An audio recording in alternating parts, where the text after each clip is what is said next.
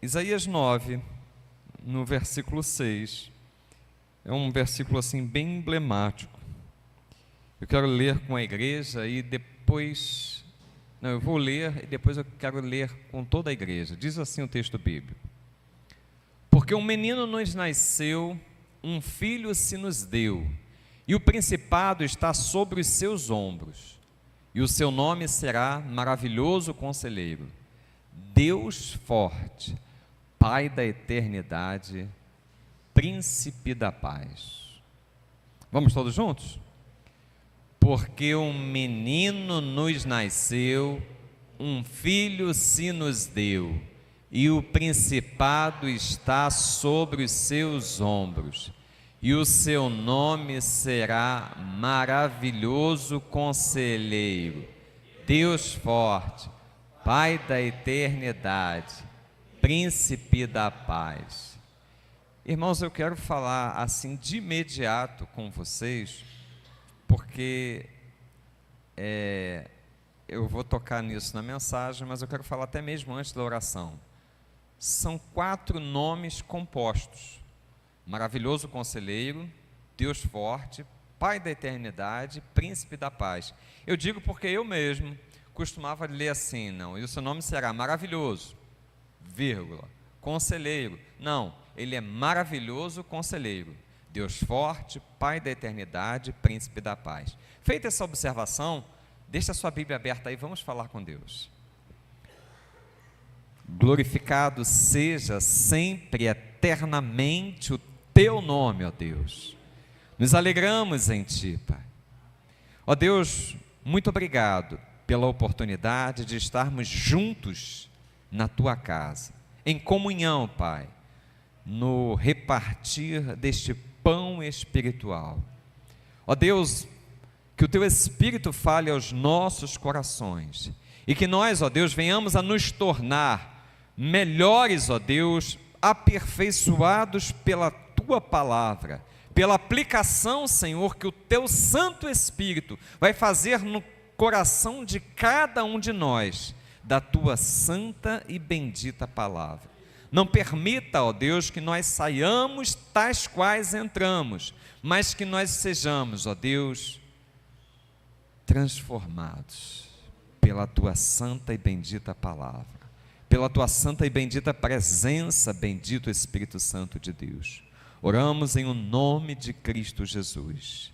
Amém e amém. Irmãos, é assim, eu não sei se os irmãos já notaram, mas desde o início de dezembro, nós vimos fazendo assim uma série de mensagens sobre o nascimento de Cristo, porque dezembro é o mês que nós comemoramos assim o nascimento de Cristo. Embora historicamente nós não temos assim como provar, eu quero que você guarde essa informação no seu coração, nós não temos como provar que Cristo nasceu em qualquer dia do ano, seja no dia 25 de dezembro, ou seja em qualquer outra data do ano. A história, nós não temos esse relato. Quem chega mais detalhadamente, assim, falando fatos e acontecimentos do nascimento de Cristo Jesus, é Mateus, né? O apóstolo Mateus, chamado também Levi. No seu evangelho, Mateus narra ali com detalhes, Lucas também fez um apanhado muito minucioso, narra com detalhes, mas nenhum dos dois, que são os mais detalhistas acerca do nascimento de Cristo Jesus, ele nos dá menção de dia ou de mês do nascimento. Existem algumas conjecturações e até afastam dessa data de 25 de dezembro. A data de 25 de dezembro veio de um sincretismo religioso no tempo de Roma, quando Roma exercia ali o império, né, o Império Romano. Então esse dia já era utilizado para alguma comemoração de uma das divindades do Império Romano. Então, um dos imperadores, não lembro quem foi à época, ele fez uma adaptação, porque o império estava professando a fé cristã. Então, de uma forma que agradasse, né, a um lado e a outro, ele fez uma adaptação e essa comemoração ficou sendo ali, né, uma comemoração cristã.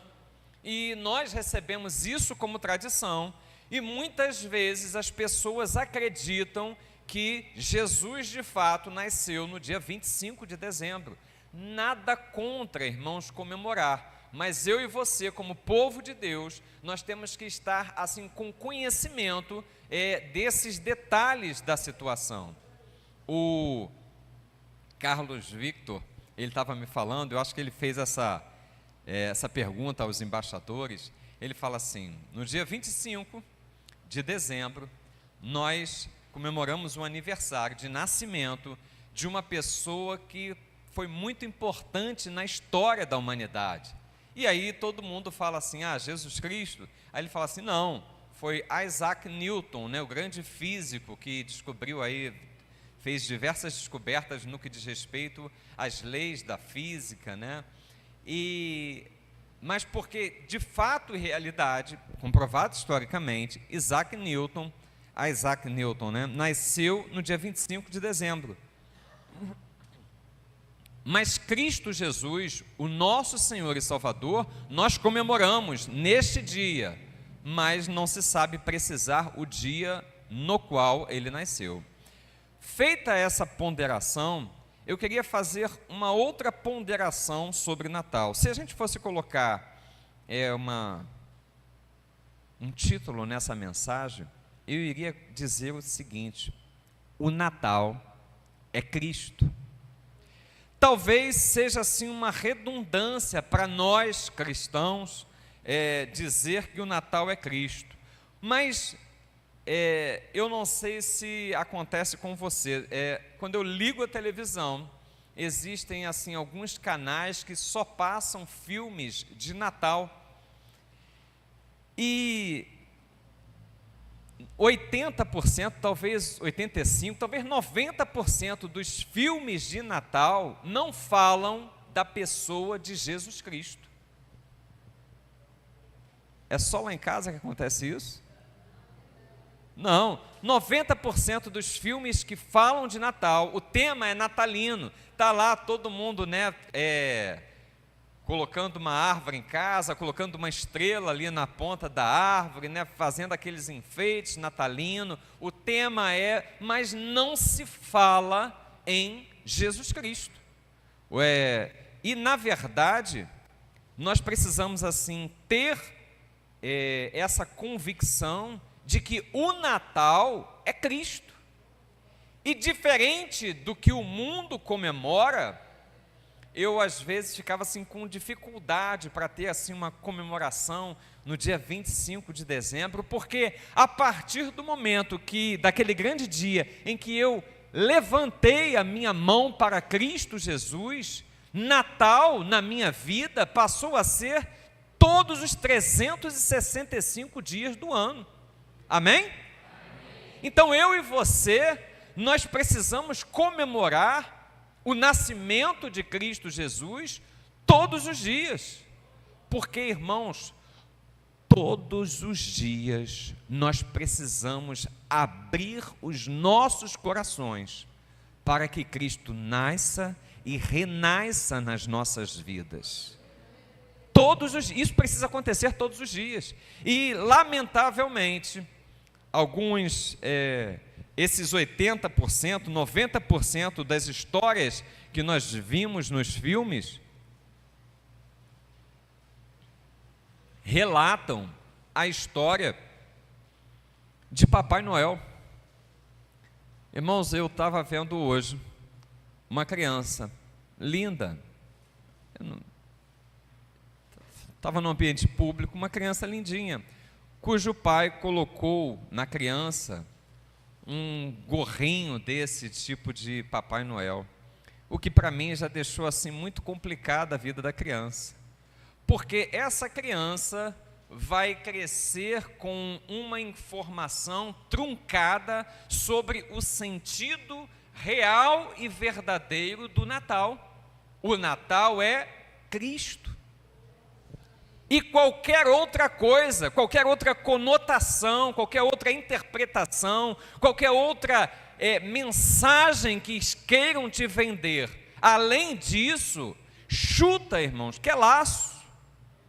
Não é Papai Noel, não é festa, não é presente, embora alguém se apoie assim, não, mas os reis magos foram lá no nascimento, deram presentes para Cristo, então a gente tem que fazer troca de presente, beleza. Pode até acontecer, mas o Natal não é isso. O Natal é Cristo. O Natal tem um significado, é que eu estava como escravo do pecado, eu estava morto nos meus delitos, Deus enviou o seu Filho ao mundo para nos salvar. Irmãos, isso foi consumado em Cristo Jesus. O próprio Deus encarnou na figura humana, e isso aconteceu em Cristo Jesus. Então um menino nos nasceu. Glórias a Deus. Então nós precisamos saber o que o Natal é, mas nós também precisamos passar o que o Natal não é. Qualquer mensagem que não esteja centrada, eu nem vou me desgastar aqui querendo comprovar para vocês que Papai Noel não tem nada a ver com o Natal, porque não é somente essa mensagem, tem tantas outras mensagens no secularismo da época de Natal, que tentam encobrir a pessoa, a verdadeira mensagem do Natal, que é o nascimento de Jesus Cristo, mas eu vou querer concentrar, firmar nesse entendimento para a sua vida e para a minha vida. O Natal é Cristo. E isso, irmãos, eu nunca iludi, por exemplo, os meus filhos com histórias que não são verdadeiras. Sempre os instruí sobre essa questão. Ah, mas porque tem tal... Não acredita nisso.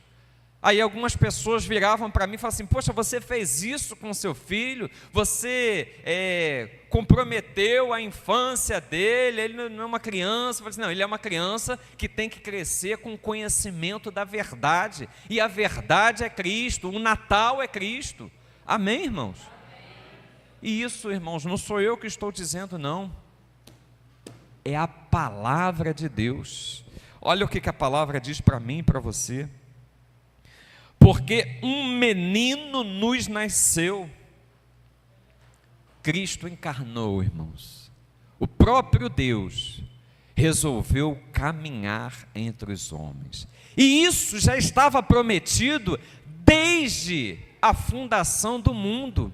Lá em Adão, quando Adão desobedeceu a Deus, comeu do fruto da árvore do conhecimento do bem e do mal, no capítulo 3 de Gênesis, no versículo 15, ele diz assim, porém inimizade entre ti e a serpente, e aí ele fala assim, a descendência da mulher viria que esmagaria a cabeça da serpente.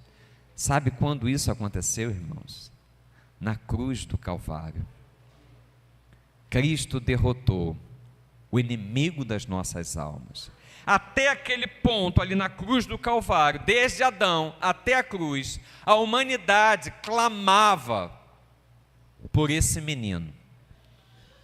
E ele nasceu e nos libertou. Um menino nos nasceu, um filho se nos deu. E o governo está sobre os seus ombros. O seu nome será Maravilhoso Conselheiro. Irmãos, Maravilhoso Conselheiro, por quê? Cristo, Ele é a palavra encarnada. Ele, Cristo Jesus, é a encarnação da palavra. Então, Maravilhoso conselheiro, porque Deus se revelou através da palavra. Maravilhoso conselheiro, porque Ele é o cumprimento da palavra. Passarão os céus e a terra, disse ele, mas as minhas palavras não hão de passar. Então, maravilhoso conselheiro, porque tudo o que nós precisamos para a nossa existência, Ele se faz presente através da palavra. Pastor, mas nem tudo tem ali na palavra. Se nós não temos na palavra, nós temos a Cristo em oração. Em oração. Irmãos, eu gosto muito dos cânticos, dos hinos. Tem um cântico no Cantor Cristão que diz assim: ó que paz perdemos sempre, ó que dor no coração, só porque nós não levamos tudo a Cristo em oração. Esse hino fala de Jesus como o melhor amigo. Então, a verdade é que Ele é conselheiro quando nós nos predispomos a colocar diante dEle aquilo que está afligindo o nosso coração, porque a oração, ela não é um monólogo. Quando você se debruça, quando nós nos quebrantamos na presença de Deus, o Espírito Santo fala conosco. O Espírito de Cristo se torna nosso conselheiro, maravilhoso conselheiro. Então, esse é o primeiro dos 4, nomes compostos que ele leva. Maravilhoso conselheiro. Segundo, diz assim: Deus forte. Em algumas versões está dizendo assim: Deus todo-poderoso. Essa palavra de que ele, este menino, que tem um governo sobre os seus ombros. Por que ele tem um governo sobre os seus ombros? Lembra lá o que Deus falou através de Paulo aos Filipenses? A gente, no domingo passado de manhã, leu aquele texto. Depois o Cristiano, ministrando a mensagem à noite, leu de novo. Ele fala assim, olha, e ele recebeu o nome que está sobre todo o nome, para que ao nome de Jesus se dobre todo o joelho. Então, ele tem o governo. Irmãos, o trono não está vazio, Ele está no trono.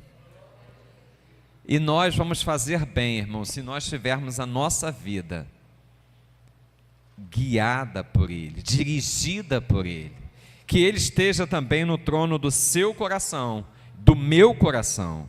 Então, o governo está sobre os seus ombros, mas Ele fala assim: Deus forte, Deus todo-poderoso. A verdade é que o Criador dos céus e da terra resolveu habitar em você, habitar em mim.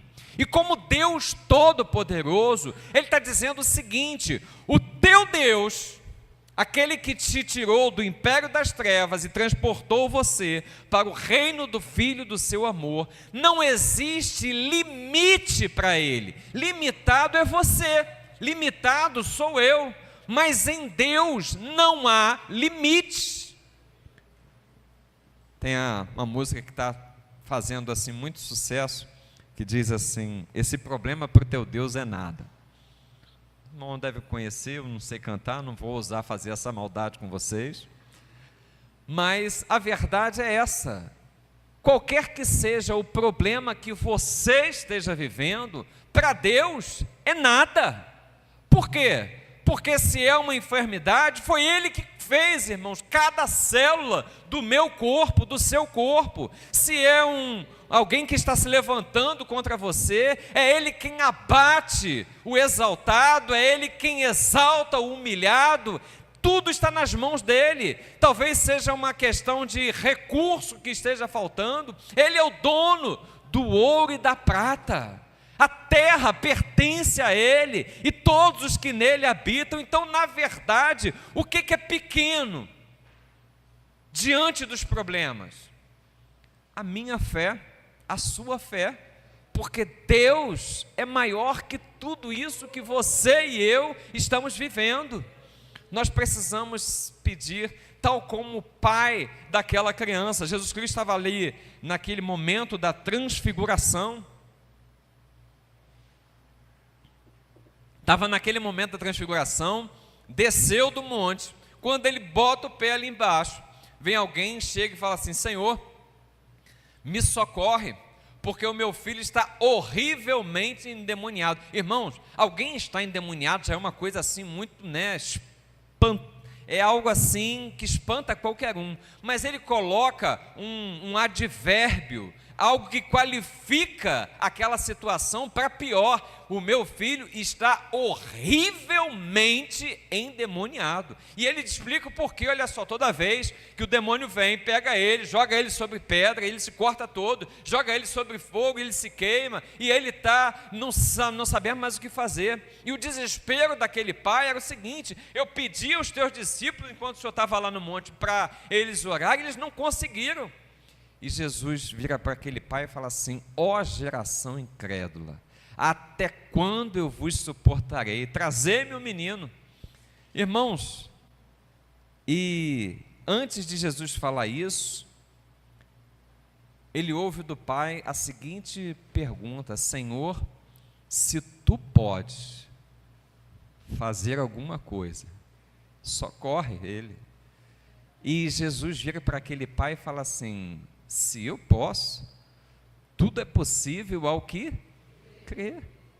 Irmãos, se a coisa não está acontecendo na minha vida, se a coisa não está acontecendo na tua vida, e se nós temos promessas de Deus para isso, nós temos que fazer tal qual o pai desse menino. Quando Jesus falou para ele assim: olha, tudo é possível ao que crer, ele diz de imediato, talvez ali movido pelo próprio Espírito: eu creio. Mas de repente ele dá assim uma dúvida no coração dele, e ele chega e fala assim: Senhor, aumenta a minha fé. Talvez seja essa a nossa oração, irmãos, porque você e eu, nós temos conhecimento que não há limite para Deus. Limitados somos nós. Deus é Deus que faz impossíveis acontecer. Deus é Deus que move montanha, que abre mares, que cura enfermidades, desenganada por médicos. Mas por que nós não estamos experimentando destes sobrenaturais de Deus? Talvez a nossa oração deva ser tal qual a oração desse pai: Senhor, eu creio, mas se eu não estiver crendo de acordo com o que prescreve, de acordo com o que é necessário, aumenta, Senhor, a minha fé. Aumenta, Senhor, a nossa fé. Por quê? Porque nós temos um Deus que é todo poderoso. Não há limite para o seu poder. Maravilhoso conselheiro, Deus todo-poderoso. E ele continua: Pai da eternidade. Irmãos, eu acho que aqui a gente está apanhando de lavada. Essa semana nós fomos visitar uma igreja. Uma igreja onde nós servimos a Deus há aproximadamente 12 anos. Pastor Rafael nos convidou para ministrarmos lá uma palestra sobre finanças. Convidou a mim e a Iné. E nós fomos lá, matamos saudades de muita gente que a gente já não via já há algum tempo. Mas um irmão veio e fez aquela pergunta que causa assim alguma dor, algum constrangimento na gente.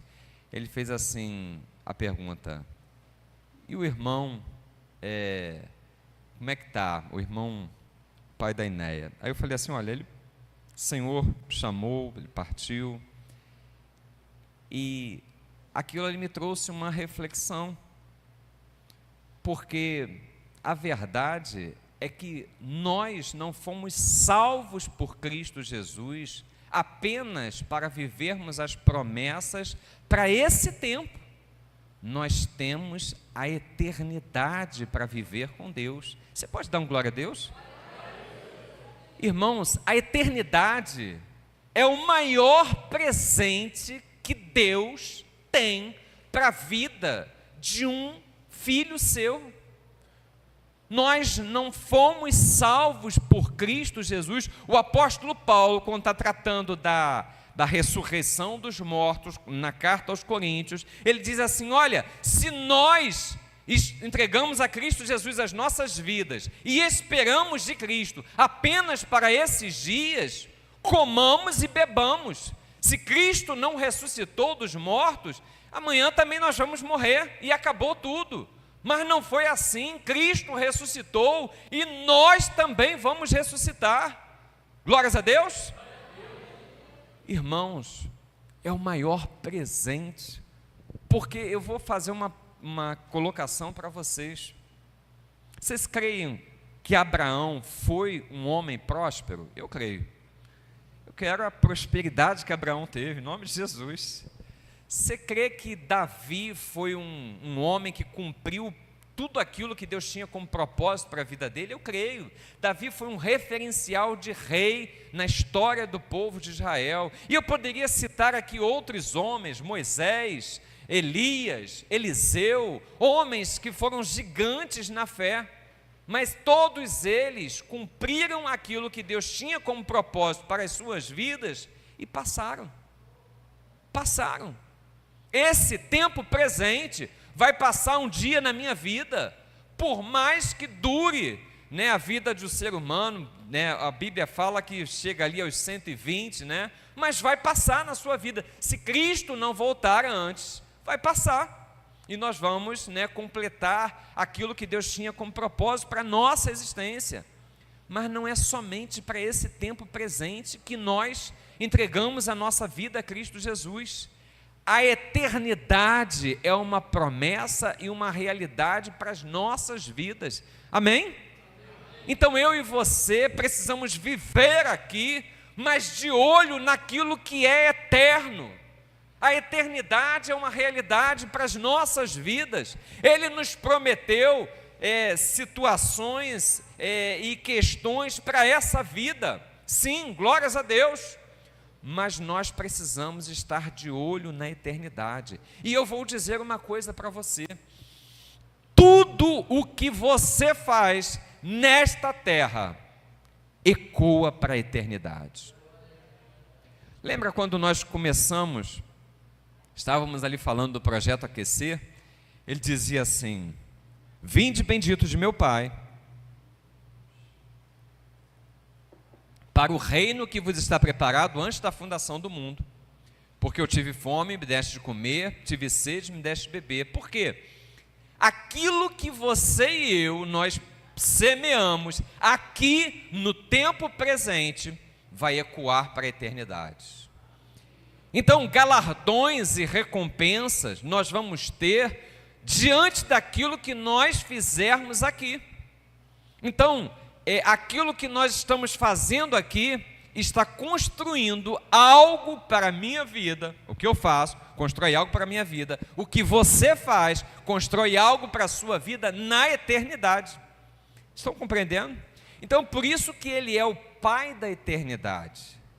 Lá, na eternidade, nós vamos vê-lo face a face.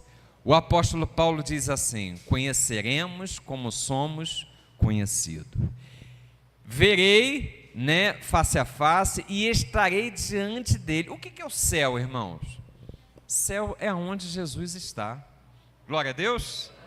Então, nós precisamos entender essa faceta, essa qualificação que o profeta coloca aqui na pessoa de Jesus Cristo, do menino. Pai da eternidade quer dizer que nós vamos passar a eternidade com Ele. Mas nós temos que ter essa verdade como menção. Tudo o que nós fazemos aqui ecoa na eternidade, influencia na nossa eternidade. Então, semeemos coisas boas. Semeemos coisas que, como disse o apóstolo, possam ser provadas pelo fogo. Para quê? Para que nós tenhamos uma boa colheita, galardões e recompensas na eternidade. Por último, ele fala: maravilhoso conselheiro, Deus Todo-Poderoso, Pai da eternidade e Príncipe da paz. Irmãos, a gente tem falado já algumas vezes aqui sobre a questão da paz. A paz foi algo que Deus conquistou em Cristo Jesus para as nossas vidas.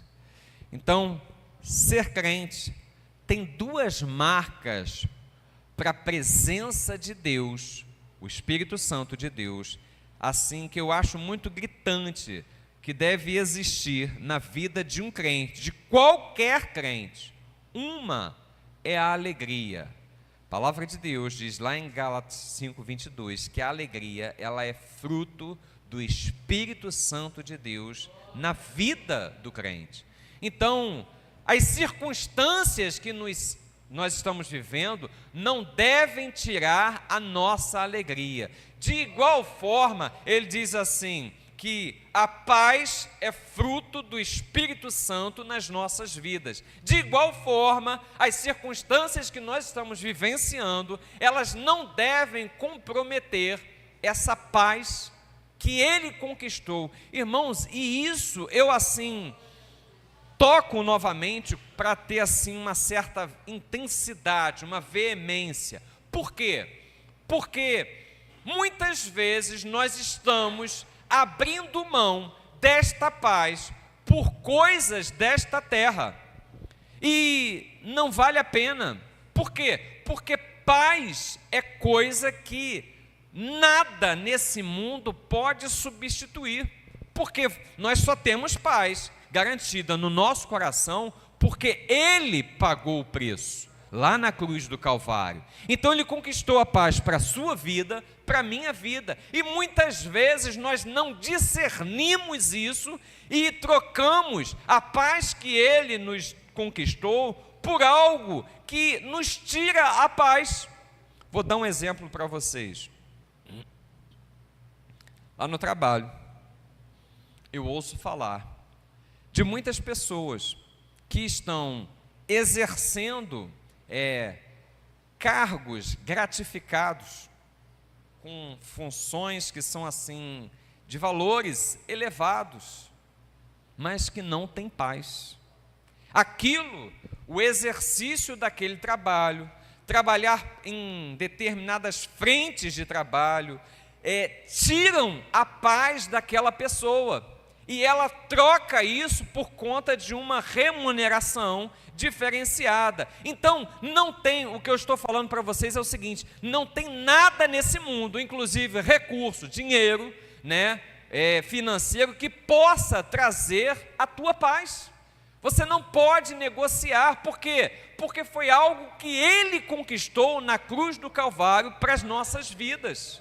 Então, quando você estiver diante de uma situação, diante de uma decisão a ser tomada, e você perceber que determinada direção vai trazer complicação para você, de forma que você não vai estar em paz, desvia o teu pé desse caminho. Chuta, irmãos, que é laço. Por quê? Porque Ele pagou um preço alto demais para que você tenha paz. Ele é o príncipe da paz. Então não negocie essa paz com nada. Não permita que nada nesse mundo tire a paz que Ele chamou você para viver. Ele chamou você para viver em paz. Ele chamou você para viver em alegria. Se determinado momento da sua vida você tem que tomar uma decisão, e você sabe que para um lado você vai ficar assim com a sua paz comprometida, desvia o teu pé desse caminho. Aquilo ali não é para a tua vida. Como disse o apóstolo Paulo aos crentes de Colosso, seja a paz de Cristo o árbitro em vossos corações. Então vai tirar a minha paz? Não, eu estou fora, não quero. Ah não, mas isso aqui você vai ganhar muito recurso. Não, vai ser um dinheiro que eu vou ter que gastar em remédio, estou fora. Eu prefiro a paz que Cristo me dá, porque Ele é o príncipe da paz. Irmãos, toda a paz que você possa sentir nessa terra vem da presença de Deus. Toda a paz que você possa sentir nesta terra vem de você andar na direção daquilo que Deus quer para a sua vida. Paz e alegria é fruto do Espírito Santo de Deus presente na sua vida.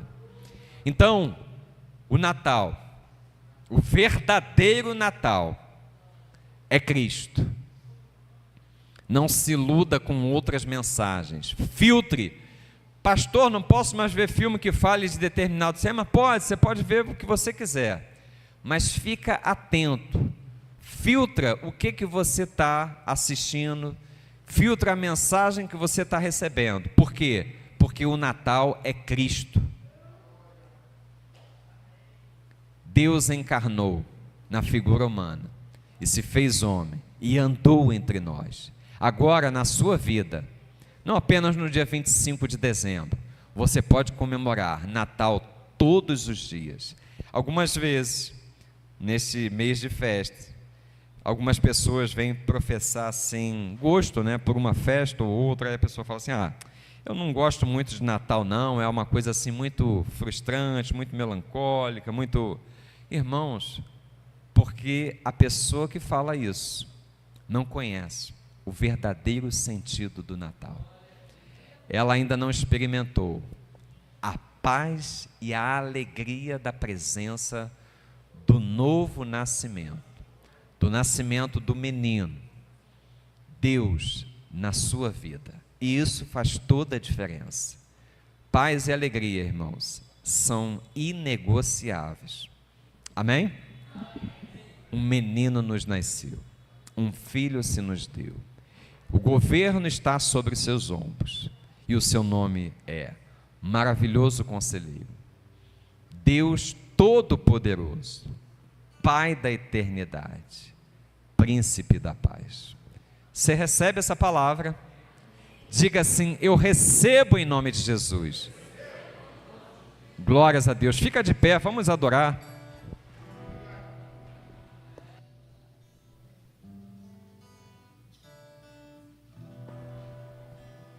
Irmãos, cante esse louvor com a tua alma, com todo o teu ser, porque um menino nos nasceu.